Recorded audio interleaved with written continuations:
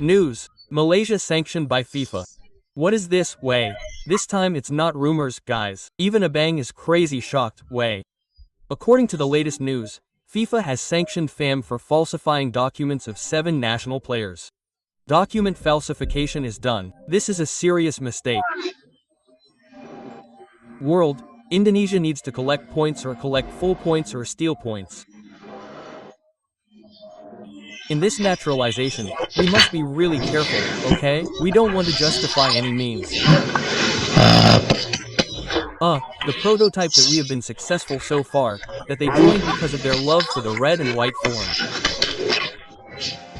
Malaysia is officially sanctioned by FIFA. The Malaysian public does not accept Malaysian football legend Sali saying that Indonesia reported FIFA. He even said this. But before we continue with the full news, it would be good for you to press the like button first. And if you haven't subscribed, please subscribe to this channel first.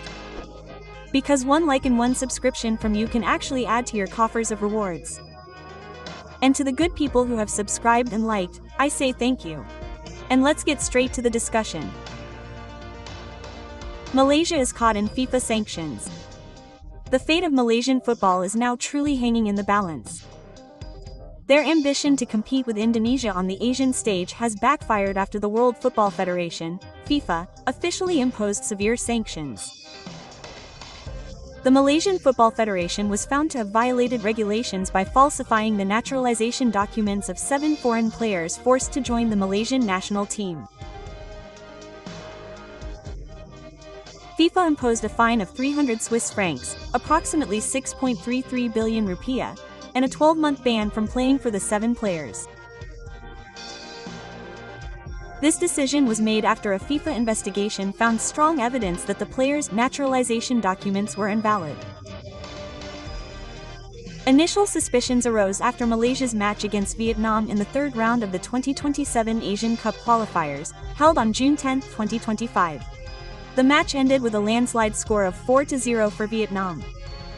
Since then, suspicions have arisen regarding the status of several Malaysian players. The Malaysian public refused to accept FIFA's decision. Rather than accepting the reality as accepted by the majority of the Malaysian public, ICA reacted strongly. Social media in the neighboring country was filled with comments from netizens accusing FIFA of being too harsh. A wild narrative even emerged accusing Indonesia of reporting the case to FIFA. Anti-Indonesian sentiment also emerged, with the assumption that Indonesia was unhappy with the progress of Malaysian football in recent years.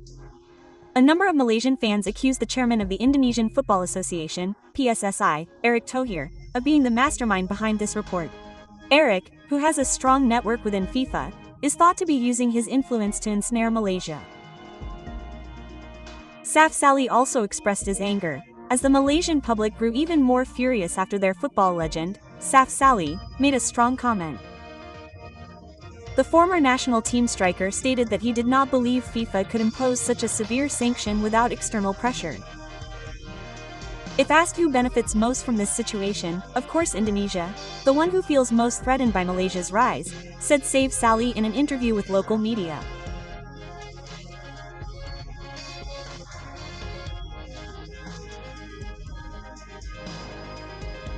The statement immediately sparked controversy.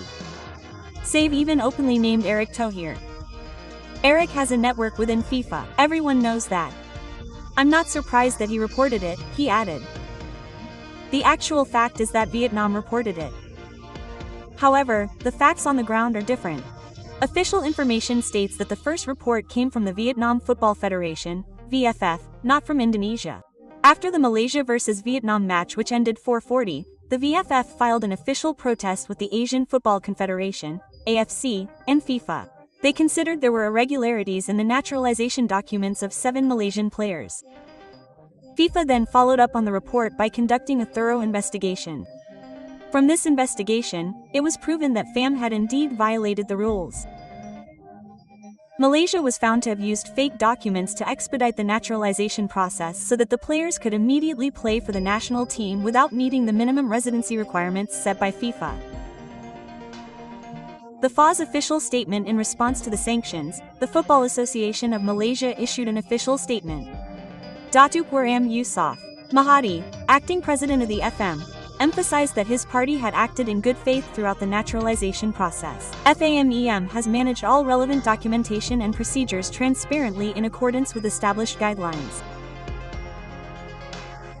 FIFA has even previously reviewed the players' qualifications and provided official confirmation that they are eligible to represent Malaysia. This is the FAM statement uploaded through its official Instagram account. However, FAM still respects FIFA's decision and stated, "We will appeal." In connection with this decision, FAM will use all available legal channels. "We are committed to ensuring that the interests of the players and the Malaysian national team are protected," he added. Malaysian government reaction.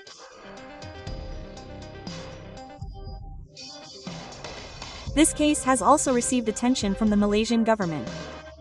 Several members of parliament considered FIFA's decision a major blow that could damage the reputation of Malaysian football on the international stage. The Malaysian Ministry of Youth and Sports is even said to be intervening to assist the PM in the appeal process. They considered the 350,000 Swiss francs fine too burdensome, especially with the addition of a playing ban for 7 naturalized players who are the backbone of the Indonesian national team who have been made scapegoats. Amid this major upheaval, Indonesia has been dragged into the polemic. Although there is no evidence that the PSSI was involved in the report to FIFA, the Malaysian public continues to make Indonesia the scapegoat. This narrative is further strengthened by the long-standing rivalry between the two countries in the world of sport, especially football. Whenever a problem befalls one party, the other party is often immediately accused of being the mastermind. However, the PSSI has chosen not to provide a lengthy comment. So far, there has been no official statement from Erick Thohir or the PSSI board regarding the accusations from the Malaysian public or Sali. Threat to the future of Malaysian football. This FIFA sanction is clearly a major blow to Malaysia. The 12-month ban on 7 naturalized players means the Harimau Malaya squad will be crippled for crucial qualifying matches for the 2026 World Cup and 2027 Asian Cup. Furthermore, Malaysia's international reputation is now tarnished. Document falsification is considered a serious offense that undermines the integrity of the sport. It is not impossible that if Malaysia fails to handle this crisis properly, additional sanctions will be imposed by FIFA. Appeals are the last resort at this time. The focus of SPAM is on filing an appeal. They hope to mitigate the punishment, at least by reducing the fine or shortening the ban. However, the chances of an appeal being accepted are questionable. In previous cases, FIFA has rarely reduced penalties for document falsification. This is considered a fundamental violation that cannot be tolerated. The conclusion of this case is one of the biggest scandals in Malaysian football history. The ambition to compete at the Asian level has ended in shameful sanctions. The Malaysian public is divided. Some blame FIFA, some blame FARM, and still others blame Indonesia. However, the fact is that the report came from Vietnam, not Indonesia. The accusations against the PSSI and Erick Thohir are so far just baseless assumptions. One thing is certain: Malaysia's road to rebuilding its football reputation is now increasingly difficult. An appeal may be an option, but the damage to its image and international public trust has already been done.